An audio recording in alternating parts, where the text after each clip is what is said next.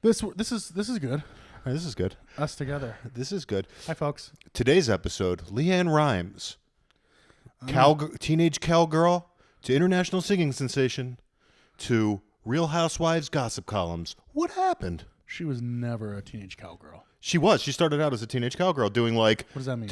Like she would go on stage with her little cow hat and her little cowgirl outfit, and she would have this big voice, and she would yodel and do all that sort of shit. Right. She was like a singer, though. Cowgirl singer. Why are you yelling? I'm right next to you. Okay, but either way, she had a career, and now she doesn't. What happened? She has a career. No, see, that's not true because I saw her on an Instagram video of two people who pretend to be backup singers, which are pretty funny. And she like jumped in the video and was like doing the bit with them. It was cute. No, that's great. I just think that, when the year 2000 rolled around, the new millennium hit, her career went from hot to not. She was like 17 in the year 2000. I know. She's probably like 28 now. I think she's literally our age. Yeah, that makes sense. She was. How do I live without you? That was a banger back in the day. I think what you just sang was a banger. How do I live without you? I want to know. Yeah, she definitely does the at the end of the no. Well, that's how you got to add a little James Hetfield in every song you do. I've been listening to a lot of Metallica lately. Good for you. Great music. It is great music, and honestly, most underappreciated band ever. I don't know if that's true. They sold a lot of records. Oh no, they have what they deserve and monetarily and fame wise, but I think your general music critics, your everyday music listeners, I think for the most part always viewed Metallica as more or less racket, and especially the older generation when their songs are really really complicated, really musically amazing. And I will say this: not the drums. The drums are quite simple. Lars gets made fun of a lot for his drums.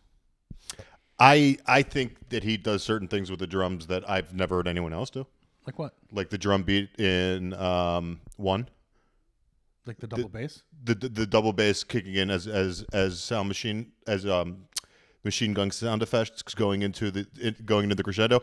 Probably my favorite moment of drum playing in the history of music. So I will say this: that's the first time I heard double bass. So, but I wouldn't attribute that to Lars. I don't think Lars made that up. I don't know. I think Lars. I think Ringo got ridiculed very heavily too. Ringo is like an all-time drummer, even still. Right now, but that is more of a new phenomenon. People realizing, he did really create rock and roll drumming in so many ways. Yeah. But before it was like Ringo's just like one of the monkeys. Like that was kind of how he was viewed in a way, as kind of like just like a stock drummer. Ringo was so good that the Beatles were on a lineup with a different band and were like, "Hey, we got to steal their drummer." Yeah, literally what happened. And Pete Best was saying, "But I thought we had something, guys." Well, you know what the story is? That Pete Best had to go to he had to miss a show. I think he had to go to uni. Yeah, he literally missed one show, and they were like, "Let's get the drummer from that other band who was on the lineup we were on the other day." And then Ringo drummed for them, and they were like, "Yeah, we can never use Pete Best again." Well, what I know about them is that Ringo was kind of like the cool older kid to them. Yes, and they were like, "That's the cool drummer. If we can get him, we got something." Yeah, exactly. And I guess it probably gave them the confidence that they needed. You know what's interesting is that George was the youngest one.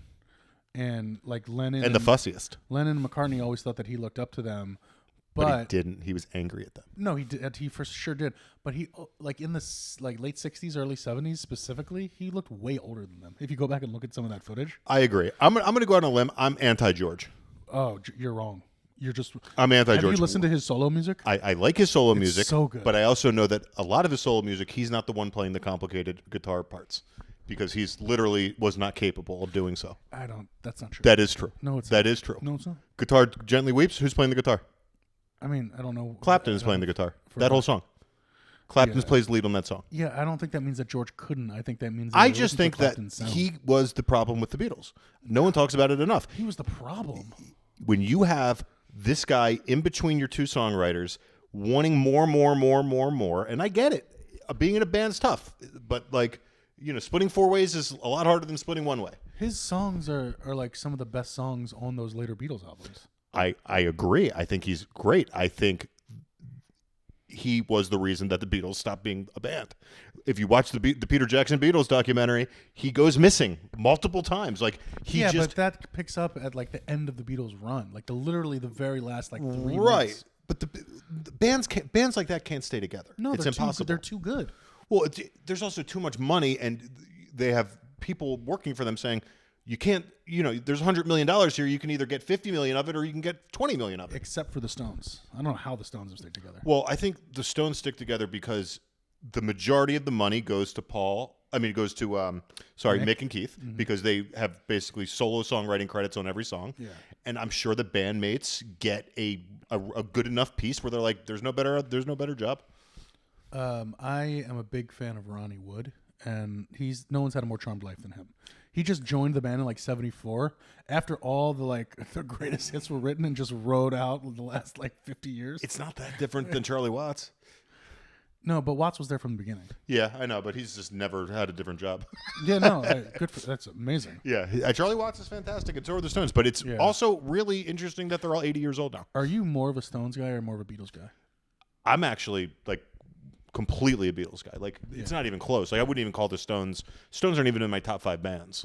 I like the Stones enough, and I respect them, and I'm interested in their stories and their history. But the Beatles are just different.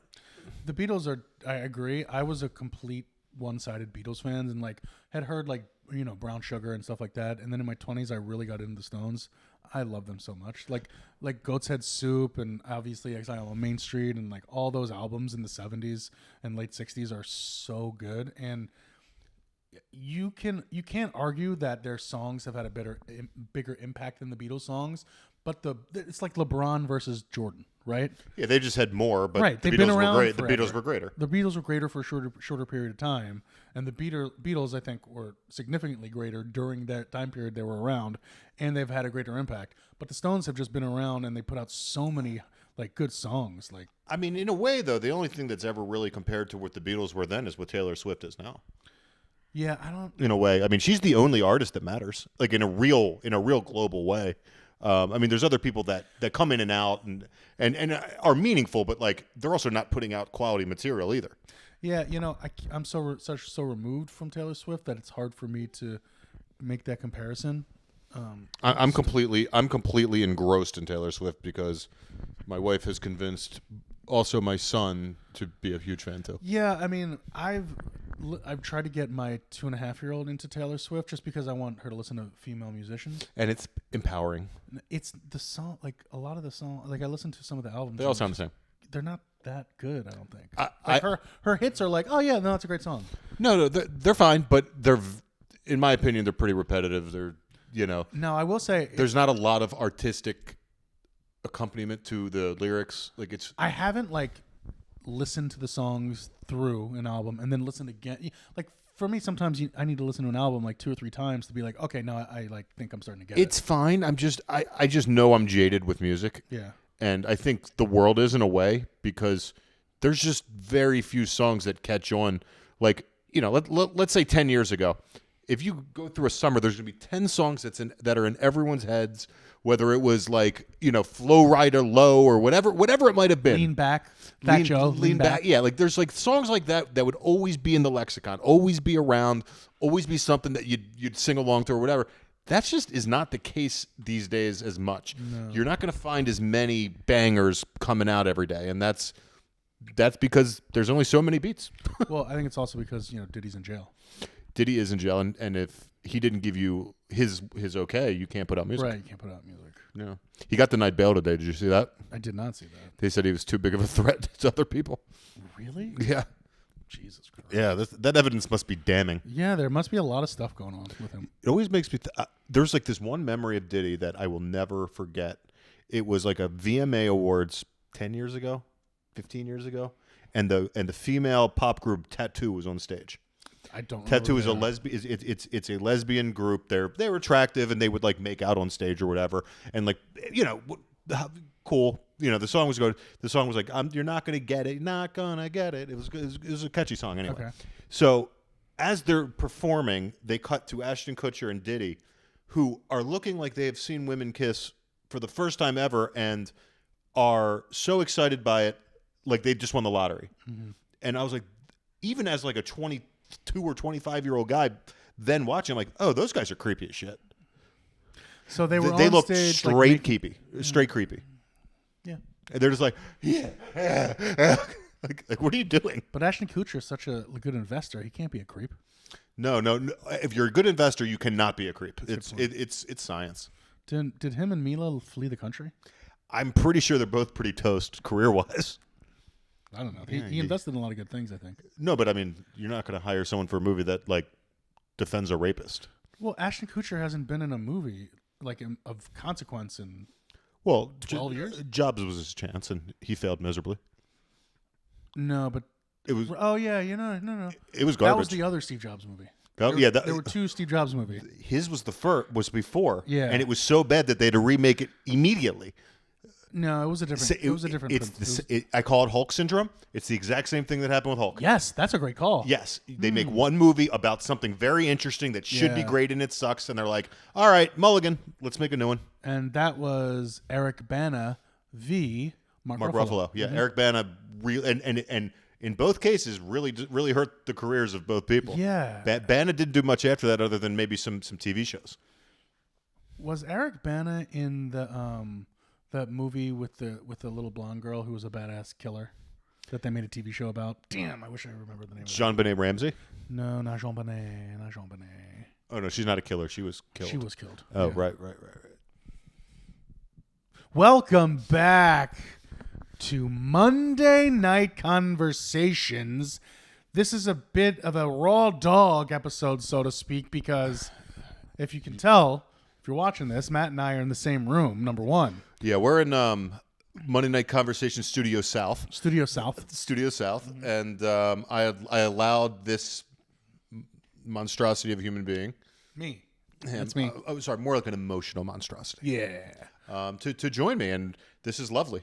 Well, we're coming to you without theme music and without our graphic card little push-in that we like to do because I forgot my hard drive in New York, and I'm not going to be in New York for another 4 days, and we haven't given you an episode in quite a while, so we're going to get you one ASAP. I'm going to edit this as soon as I freaking can. Look, it's the freaking holidays. People understand. And if you haven't donated to us, you know that we got to work on our jobs. Right. We got to be working. So if you don't give us no money, then we can't expect nothing from us, you dumbasses. Just kidding.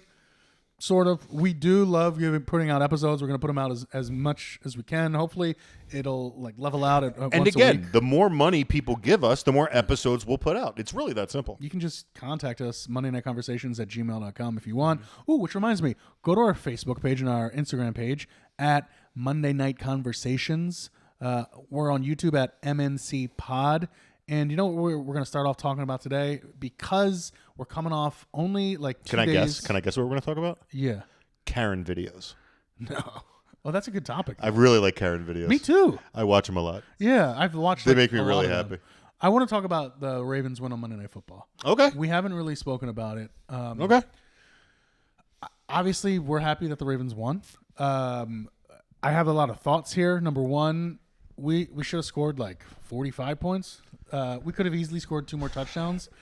I'm unsure why we come out flat. Like for the last 4 weeks, we've come out the first drive or 2 of the game. We can't put it together, and it's not.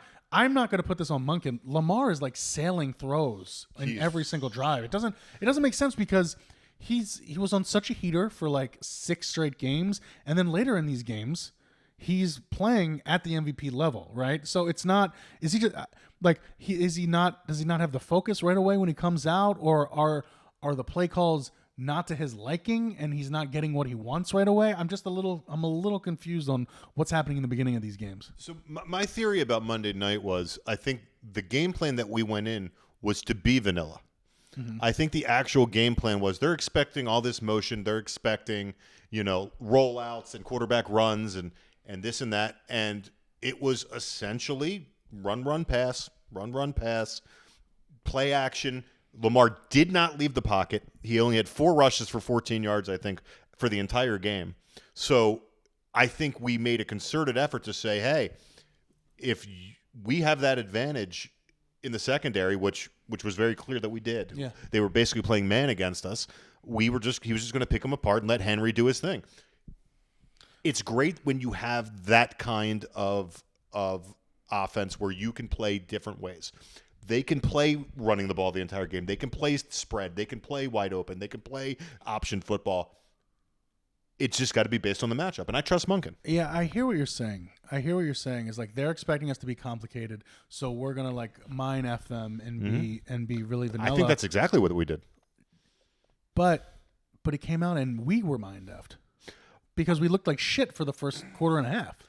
I think the offense had a quick 3-and-out on the first drive because of a penalty. I think it was Ricard had a penalty, I believe. Oh my God, that leg whipping was the leg whip. It was a bad call. So keep in mind that. So remember that leg whip. Once that leg whip happens, it's a 15-yard penalty, puts us back to 1st and 25, kills the drive. We punt the ball, and literally they march down the field on the Ravens. Yeah. Dobbins all day long, Herbert dinking and dunking. I thought at that point we were completely toast. The Ravens looked like they were vulnerable, ready to get slaughtered, really. And then we come back. You can see on the sidelines, Lamar's pissed. Offense is pissed. People are getting really tired of the defense. Thank God that part really settled itself down. And I will tell you who the MVP of the game was, Chris Beard. Oh, why do you say that? He held that linebacker position together as well as he could have. He was hitting people hard. He was doing well on coverage. Yeah. And he was making up for the loss of Roquan in a way that no one else on our roster can. Well, the Chargers offense is not a top-tier offense. But no, Herbert... They just don't have the weapons. Correct. They don't have the weapons on the outside. Quentin Johnson dropped like 3 balls. He dropped a horrible crosser. Well, that crosser... on third down, too. That crosser was insane. He was going to run for 40 yards if he would have caught it. It was an all-timer. But... hold on. Let me just make sure it's not someone who needs me. Oh, it was you that was ringing? Yeah. He doesn't silence his phone, ladies and gentlemen, because we're doing this raw dog. You're getting how much I have to deal with. No, it's literally silenced. You didn't hear the ring. You heard the vibration. That's not silenced. Vibrating's not silenced. Silent. There's no noise. Turn your vibrator off. I will never turn my vibrator off. That's what he said. No, Quentin Johnson dropped a 40-yard pass. He dropped another third down pass crossing in the other direction. The crosser was like one of the worst drops I've ever seen. That was in his head for the rest of the game. Yeah. And he was out of the game. Ladd McConkey is going to be an amazing receiver. He's the truth. He needs Herbert people to stretch the field around him. And he doesn't have... Will Dissly's a fine tight end. He's not a pass-catching tight end in the NFL. The Chargers are really starting from with very little from a skill position standpoint. They're like in a similar position to the Saints in terms of all their money was to veterans who are probably over the hill but still holding onto their prime. But they have Herbert. But they have Herbert, right? And they let go of a ton of people last season. They did. So they're sort of starting from scratch. They didn't keep pushing their money farther back. Harbaugh's just a great coach. Everywhere he goes, how can you deny he's not a good coach? I know. Yeah, I mean he's phenomenal. I think every NFL team really needs to think about this moving forward. I'm all about hiring X and O guys, getting the guys that call the best plays. But if you want your team to be good long term, you need a culture changer. It's the culture.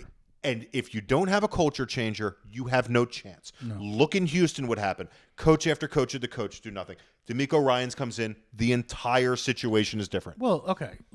Ready? Rams, Houston, Detroit. These people are culture changers. Right. Yeah. But McVay also has the X and O component with him, too. And San Francisco, so does Shanahan. Shanahan has both, yes. Yeah. But Mike McDaniel struggling you see what happens when everything does not go perfectly for that team. Yeah. They cower. They curl up into a little ball and do nothing. That doesn't happen in Pittsburgh. That doesn't happen in Baltimore. No. And I'll tell you another guy that's like this, LaFleur in Green Bay. Oh, yeah. Is moving up there in the top 5 best coaches in the NFL. The only person who would stand up to Aaron Rodgers. Yeah, and he did. And he said, bye-bye. Yeah. We're okay with Jordan Love. And I'm not even completely sold on Jordan Love, but I'm completely sold on that team being good every year, no matter what now. I'm sold on Jordan Love being a top 10-ish quarterback for the next 10 years. Yeah, and in the NFC, they are going to be to be reckoned with every year. Back to the Ravens. Yeah. They ended up turning it on. I think they scored on their last 6 drives, right? So, there's not a ton to complain about. this week upcoming, it's not a must-win game by any stretch of the imagination, but it's a big test for both teams. Ravens are playing the Eagles in Baltimore. Big test. I'm very happy with the Ravens right now for the win. My expectations for them this year are not very high. I do not think the defense is of any caliber to compete against high-quality teams in high-quality situations. I just think we're missing too many pieces, and I think the secondary is too thin, and everyone that we were relying on has just been horrible. I think the defense is going to look good again this week. I don't know if we're going to beat the Eagles. I think Is Michael Pierce playing? He was cleared. I saw that. Okay. He came off IR. Okay, well, that changes some things. Yeah, but I will say the Eagles defense has been looking insane, specifically their D-line, the last couple of weeks. I'm not very concerned about the Eagles D. I think it's really smoke and mirrors. Really?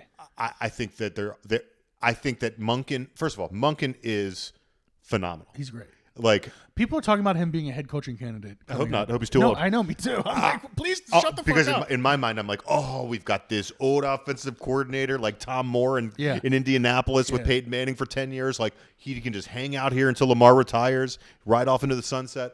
Yeah, I mean, I hope that's the case. It's funny. I was listening to a podcast and they were talking about college football, and they were talking about Georgia without McConkey, without Bowers, and without Monken. Yeah. And like how bad Beck looks. Yeah. And they're like, well, like, can you blame the guy for looking worse? Beck's ever actually never played with Monken. Oh, is that true? Yeah. Oh, so Todd McShay fucking said something stupid. That was wrong. Yeah, because Monken was on the Ravens last year, and that was Beck's first year on starting. What's his name was Monken's quarterback? The guy that won the back-to-backs. Oh, the old guy. I can't remember his name. Yeah. How do you not know his name? I'm just drawing a blank. Yeah. No, but all right. So stay in Baltimore, please, Monken. Yes. And Zach Orr, you can go be coaching somewhere. I think Zach Orr's coming along. I think it's coming along. Do you see him on the sideline? Yeah. I don't think he's really involved right now. No, he's very animated. I think the opposite. I'm seeing a guy who sounds like people are telling him what to do and what to call. You can't. I don't think you can judge that by watching him on the sideline. I think the defense is a bigger disaster. Think about this. Put this into perspective about what the Ravens are going through right now. The year was 1998 when we had we started to really turn up the defense. Mm-hmm. Since that year, there has never been a year, except I think 2006 because of a lot of injuries, where we didn't have just like a lights out defense. There's no knowledge in anybody in the organization of dealing with this. Yeah. And then finally, after all this time, after the last 30 years of crap offenses and 100 quarterbacks, we have this perfect offensive system, and we can't stop anybody. I know. It is insanity. Yeah. Football is not fair, but that's what happens when you have to sign your quarterback to $50 million a year. Like the defense is never going to be perfect. Well, I'm going to take the top 3 quarterback in the NFL for the next 8 more years. No, I love him, and look, he's probably never going to win a Super Bowl. I'm resigned to that, but I'm going to be able to watch us win 10, 11 games every year, win a playoff game or 2 every year. I'm cool with that because I look in New York and to see what's going on with Jets and Giants fans, both teams, and that's 30, 40 million people miserable week in, week out. Think about how good the Ravens franchise as a whole is, where for the first 20 years of our existence, they only had a borderline top 10 quarterback for like 6 years. And we were still, our record is top 5 since. And let's be real, he was only top 10 in win percentage only. Right. Like, he was not considered a top 10 quarterback. No. In terms of skill and we never have talent. We've never had a 100 catch guy. We don't get those fun things until Lamar came. Well, I remember when the Steelers had Le'Veon Bell and Antonio Brown at the same time, I made it a point to tell, like, we never had a skill position player even close to either of those guys. No. Neither of them. And honestly, right now we still only have Zay Flowers, and Henry's the one thing that we've never had. Yeah. Henry's the best running back since LaDainian Tomlinson. I think I'm like, think better than Peterson? Yeah. I think I would. Peterson won an MVP in 12. I'm not so sure that Henry couldn't have won an MVP on a better team.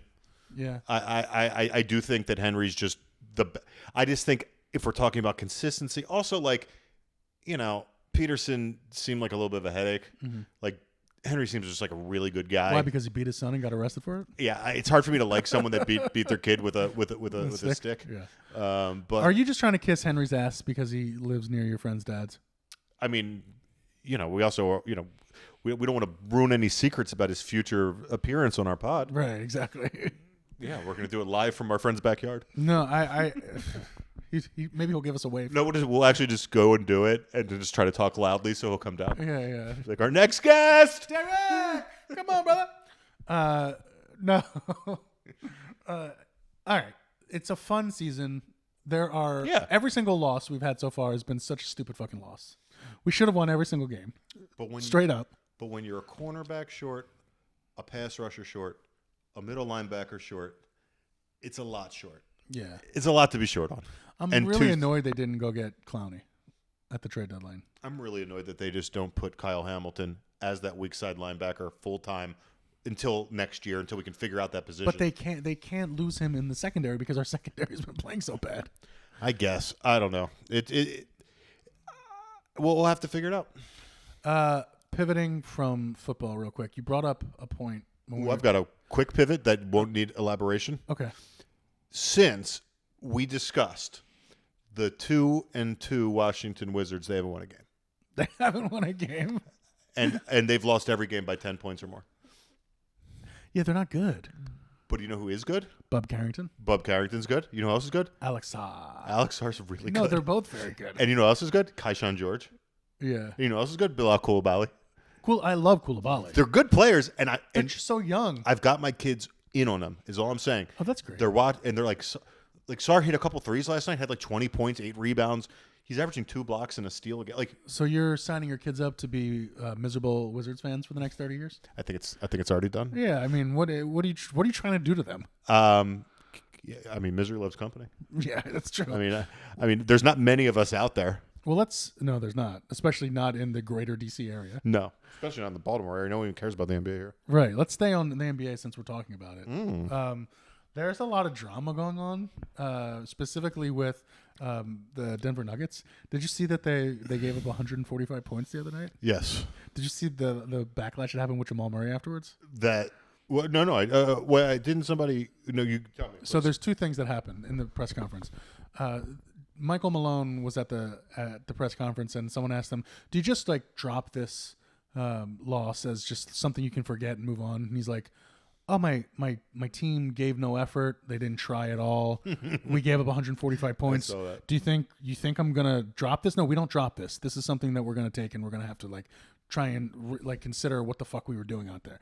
Which is great. That's what you want to hear from your coach. Yeah, for sure. And the second thing that happened was they interviewed Jamal Murray, and Jamal Murray was like, "Yeah, guys weren't really focused tonight. I mean, we just beat the Lakers in LA, and a lot of guys live there during the offseason, and they stayed an extra night. So, I think that their focus wasn't on here. And, guys have lives outside of basketball. So we really just, we got to respect that and like move on. And like, it is such a tone deaf, especially for him, because he's pretty much like averaging career lows all across the board. Well, because he's trying to minimize basketball as a whole. Exactly. Yeah, that's ridiculous. Exactly the point. Yeah. He's trying to say that people have lives outside of course you have lives, but during the season you got to play and you got to keep your focus. You don't stay in fucking Los Angeles the night after and go out. I mean, with what the NBA does to its fans, sure, they make money hand over fist off their whatever around the world, but Americans hate the NBA right now. Are really not happy with it. I like the NBA. No, but like they're not happy with it. I understand. No, and even if you like the NBA, you're not happy with the way they're playing the games. This tournament is ridiculous. I love the IST. It's ridiculous. They don't call it the IST anymore, but I still love it. I'll still call it the IST. No one follows it. No one even knows what's going on. I have no idea. Then you don't love it. What groups what teams are in, and like how the you can't have a tournament works. that puts you. It makes no sense. Yeah, I don't know it all, but I love it. I know. When I it's like a the game. court. You don't like the courts? I think the courts are a thing. I guess. Yeah, they're cool. I like. NBA arenas. You could play anywhere. The court. The TV only shows the court. But I like how the fact is that even if you're losing by like 10 in the last minute, you still have to try hard because the amount you lose by counts. That's important. I guess, but I know the Wizards were like minus 36 going into last night's game in their division, and I don't think it really mattered how much they lost by. No, because the Wizards by. don't win. You just said they lost the last 15 games. Yeah, they were really bad. Yeah. They're really, really bad. There's a lot of bad teams. There's in the East. There's a lot of really good teams in the West. Yeah, but there's a lot of teams that are going to have to do a lot of soul searching in the West too, like the Pelicans. Like I don't know where they go from here. Like they are maxed out across the board. They got to make some trades, man. They might have to trade Zion. That's really what it is. That's the only thing they can do. I don't know who would even trade for Zion at this point. The Heat. But what would you give up? You can't give up. I mean, I guess you could give up Jimmy Butler, but then Why would they want Jimmy? Why would the Pelicans want Jimmy? right? Butler? But and also like Zion with Bam is sort of a redundant player. In a way, Bam shoots a lot more threes now. Yeah, no, I know that, but they both. I think Bam could play they with both anybody. operate in the mid post. You're right. But Zion doesn't stretch the court at all. I don't know if Zion's a functional NBA player. I think he could be if He is played a role. right, But he's not a functional NBA player as the number one. on the team. that's what I'm saying. Yeah. Like I don't know. I don't think it works because I don't think he's a good enough passer, and I don't think he's a good enough ball handler. And he's a 0 on defense. He's just kind of a waste of space. It doesn't make any sense either because he's so explosive and he's such a strong body that as a defender he should be able to hold up to players like up and down the lineup. He's just not. I mean, there's players on his team. Like honestly, if you're trying to find a lineup that's going to win games, like he's probably either going to play center or not be in the lineup. Yeah. Like he can't stretch the court at all, and he can't make his free. Or you have to have a stretch five. You have to. You'd have to, yeah, but they don't have one. I wonder if the Jazz would be a good place for him. Because you got Markkanen, you got Filipowski who can shoot some threes. I mean, look, no one's doing anything until that draft lottery Yeah. because flag is filthy. I mean, Staying with the Pelicans real quick. Look at the trade that Dyson Daniels going to the Hawks. He looks awesome. Daniels is a stud. Yeah. Like so much so that I think the Hawks are going to literally give him the keys. And they got Larry Nance and they got a first round pick. They got multiple first round picks. Did they get multiple? I thought they got one. I think it's two. That's awesome. I think it was one and then a swap. Oh yeah. Dyson Daniels is such a he's like what Ben Simmons was supposed to be, I guess. I mean, but he also shoots a little. I mean, yeah. Well, he has a he's competent not a zero, offensive game. Right, he's not a zero shooter. No, he's a guy I'd want on any team I would ever have. Like if I was a GM, he would be in my rotation, and I would be really happy to have him. I don't think he's ever going to be a max money guy, most likely. But he's a number one defender, is what you get. Yeah. He's your lead ball handler and a number one defender on the wing. He's like 6'8". I mean, it's all you need. He can guard anybody. Yeah. He can guard point guards. He can guard anybody. He's like a better Josh Giddey. Yeah, and who isn't alleged to have I mean, statutory rape. I don't know if it's alleged. I think it happened, and the girl just said she didn't want to talk. So it's alleged. It's not alleged when it just everyone's like it happened.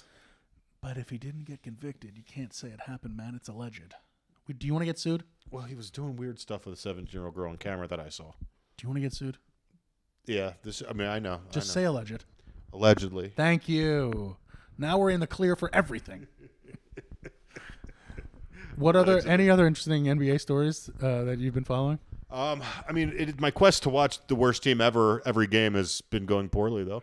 Other than that, Lakers are playing better than I thought, but I think they look pretty good. Pretty good. I still have no thought of them doing anything important in the playoffs. Yeah, here's the thing. It's really gonna. I swear, it's just gonna come down to Oklahoma City and the Celtics, and unless something really funky happens, where either they lose the team, the coach loses the team, or there's major injuries involved, I just don't think there's a lot that's going to change. I don't think Oklahoma City's going to be there this year. I think that Holmgren. I don't think Holmgren's coming back. So how could they be good without? He's out 12 weeks. Yeah, he's coming back. You think that fragile hip is going to be okay in 12 weeks? He's just going to come right back in 12 weeks? I mean, I think these guys, if he's back, look, he's not going to be 100% this year. He's not going to play his full allotment of minutes. Hartenstein coming off an injury. I'm just saying they're not as cut and dry as they were before the season. Of course not. I still think they're the clear best team in the West. I still think the Suns healthy could beat anybody. Yeah, the Suns look a lot better than I thought they were going to look. But they're Durant dependent. I mean, of course. I saw the stat today. I believe they're 1-6 without Durant and 9-1 with. Oh, is that this year? Yeah. I saw a stat they were playing. I think they were playing the Lakers 2 nights ago, and with only one of the players, either Beal, Durant, or Booker, they were like, I think it was 1-6. This was last year's stats, maybe like 1-6, and with two of them, they were like 7-9, and then with all of them, they were like 35 and like 20 or something. Yeah, no, with all of them, they are almost unstoppable offensively, and then defensively, they can get in people's way enough to be functional. But yeah, I mean, yes, I'm not saying OKC is not the favorite. I'm just saying it's not cut and dry. I am out on Minnesota though. Yeah, I'm out pretty much. Out on Anthony Edwards as a whole. Why are you out on Ant? Completely. Why? He's good. He's going to be really good. He's never going to be great. He doesn't have it. What makes you say, like, what do you? Because I watch LeBron James, I watch Michael Jordan, I watch Kobe Bryant, I watch Allen Iverson. He's not that. But it took LeBron a long time to get that. LeBron looked like that from high school. Looked like what? Like, I don't know what you're saying. Like the court revolved around him. Like he is the sun. Ant is not. Like people stand okay, and that's watch. a fair point. Ant doesn't have that gravitational pull that LeBron does, even as a smaller player than LeBron, right? Because Michael had that. What do you think he ends up being? Like, what is his nightly like when he is in his prime, which is coming up real fast? Anthony Edwards? Yeah. He's a 1A. He's got to have a 1B with him. Okay, that's exactly how I feel. But he can be the best player on the team, but he's got to have someone else at like a very high level. He would need a Jaylen Brown-esque figure. Yes. Like he would need a. Well, that's the same thing. He would need an all-NBA quality player. Him and Tatum it's a very good description in terms of being the best player on a championship team. Yeah. They can do it, but you're going to need an all-NBA type of player. I don't even think he's Tatum. Well, Tatum's 6'9", 6'10". Yeah, switchable on defense. I don't mean he's not Tatum. Edwards is also late. Edwards, I've been watching. So I'm a big fan of the guy. He's very lazy. He's hit or miss on defense. His shot, he's just not a great shooter. I think he takes plays off consistently, and he takes a lot of bad shots too. Yeah, he takes a lot of heat check shots when he's not. But maybe a lot of that's fixable. Yeah, and maybe if he gets out of Minnesota and goes into a culture, like it would be okay. Like I just don't know if he's ever going to be great in Minnesota either. You know, that's the other thing. I think Memphis is playing really well. I don't really think they're a championship contender this year. It's tough. It's hard for me to get there with them. Although, you know, if Bane can be Bane from 2 years ago, that's a guy who averaged 24 a game on like pretty close to 50, 40, 90. Like that's what you really want to see. Ja looks fantastic. Ja came back from an injury the other night and had two like highlight reel plays that will be on like the NBA highlight reel, like that behind the back pass where he had everyone fooled like that, and then just a monster jam from like the free throw line. And I think Zach Edey essentially he's Jonas Valanciunas. Yeah. I mean, that's his good career path. He's going to be 20 minutes a game. He's going to play, 10 minutes a half. He's going to shoot like 70%, and he'll be a good guy to have. Another story in the NBA that is like really was what I'm really paying close attention to.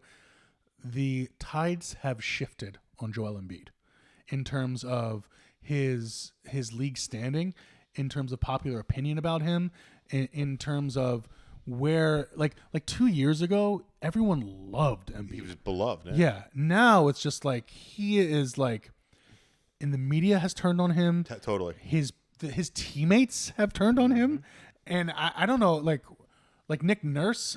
Nick Nurse is a good coach. Yeah. What the fuck is happening in Philly with them?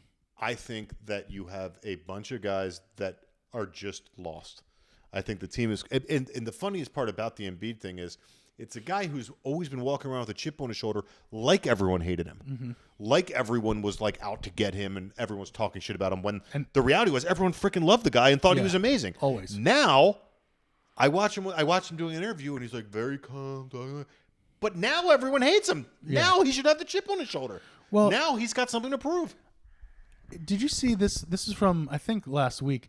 He flopped after he missed a free throw. Yes, it was disgusting. I don't even understand. What is he like?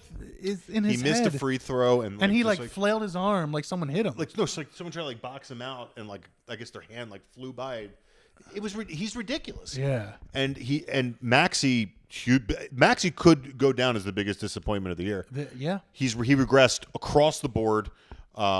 Definitely is not a 1A player. I think that ship has sailed. Well, no, I think Maxey's still a very good player. Yeah, but he's never going to be. I mean, it's been a month into the NBA season. I mean, but they're already eliminated. Pretty much. I mean, no, but I'm saying, but Maxey can turn around his season. I'm saying for the Sixers, it's going to be tough to even make the playoffs at this point. But Maxey could still have a good season. Now let's talk about flip side. Jared McCain. The flip side. That's the best part of that. The flip side starts with Jared McCain and ends with Cooper Flag. Yeah. And if do they have their pick? I think so. I don't know if they do. What big trade did they make?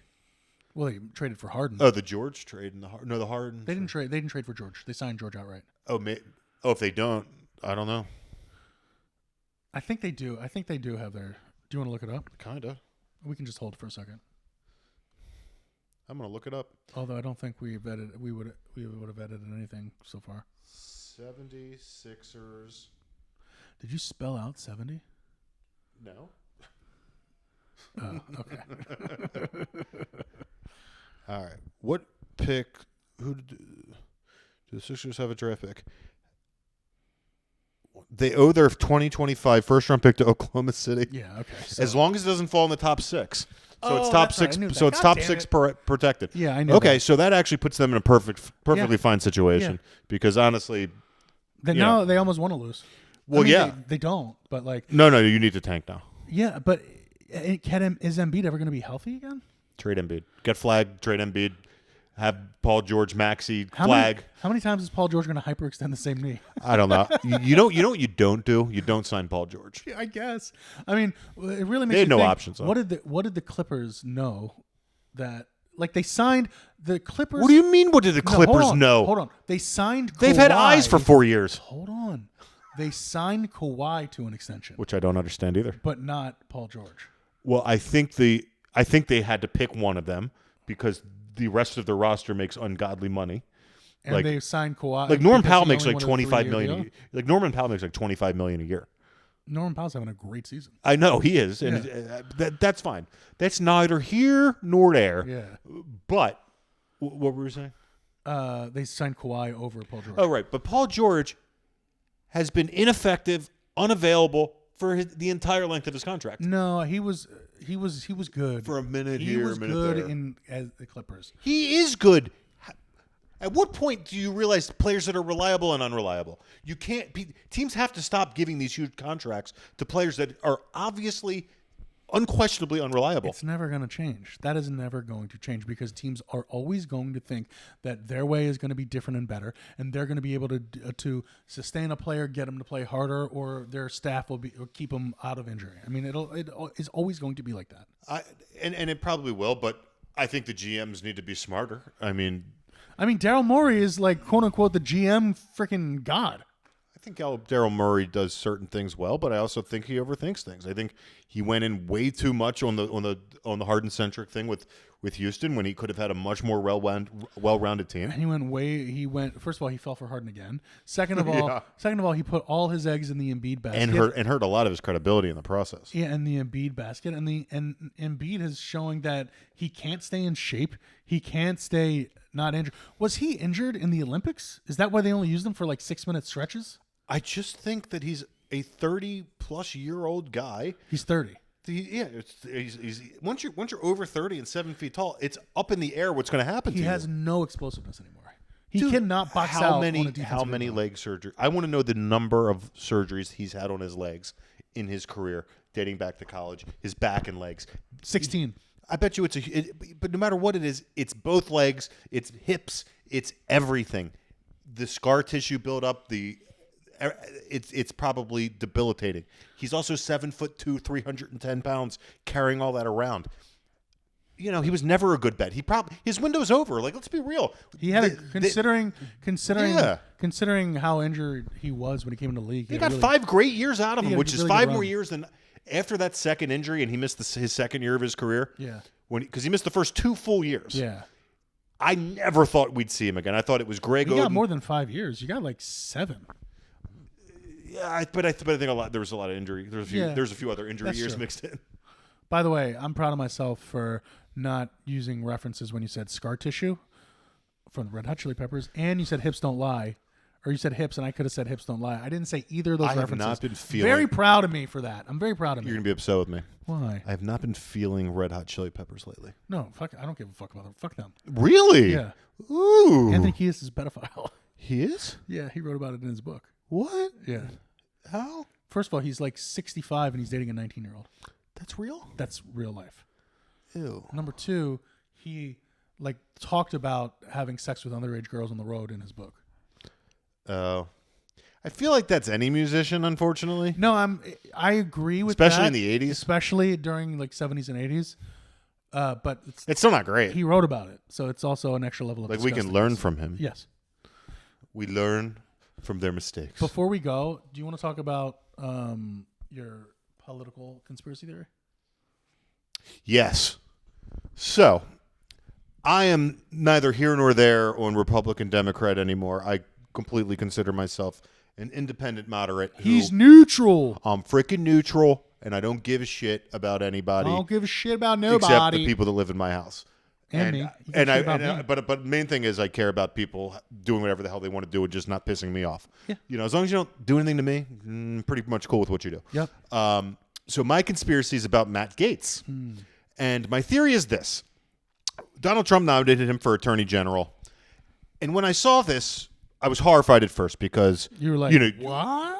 And you can tell our audience who Matt Gaetz is. Oh, Matt Gaetz is congressman from Florida accused of trafficking and sex trafficking. Pedophile. Yeah. So, the MAGA crew who's real into finding people who, mess with underage people, we're about to have the top lawman in the country be a pedophile and a statutory rapist. Cool. So when I saw it, I'm like, that doesn't make sense. And then within a couple days, a lot of outrage, blah, blah, blah. But then again, there's always outrage. Yeah. So outrage has never really changed anything. But in this scenario, Matt Gaetz says, and when he gets his position, he resigns from Congress. When he gets nominated. When he gets nominated, he resigns from Congress. So he gets this position, the fallout happens, and he says, you know what, I'm no longer seeking it. And what is he doing for a living now, Scott? He's on Cameo for $500 a pop. Cameo for $500 a pop. You must really love Trump to spend $500 on a Matt Gaetz cameo. Right. But the funny part is, I think that this was actually orchestrated by the Republican Party. I think that This is the conspiracy theory. This is the conspiracy theory. I think that he is such a subversive figure, and this ethics committee put together their information on him, and I think it started to leak out. Their dossier. I think it started to leak out, and they're like, how do we get this guy out of here?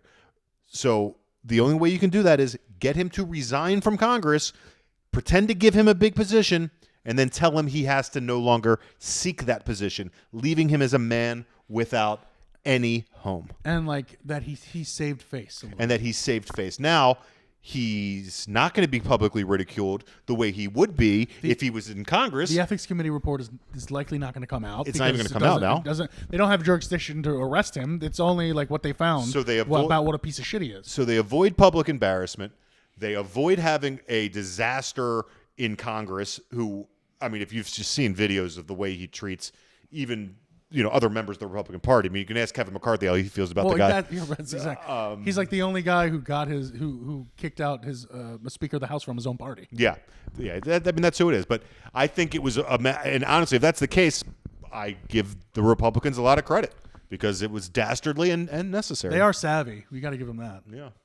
Why are you sitting up? I don't know because you're like hovering now. I don't like it. Because when I was sitting back, you looked way bigger in the frame than I did. Oh. And I wanted to show everyone that I wasn't a bitch.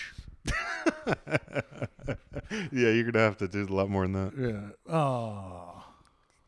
I'm not a bitch. Anyway, this has been problem solved. This has been a fantastic episode.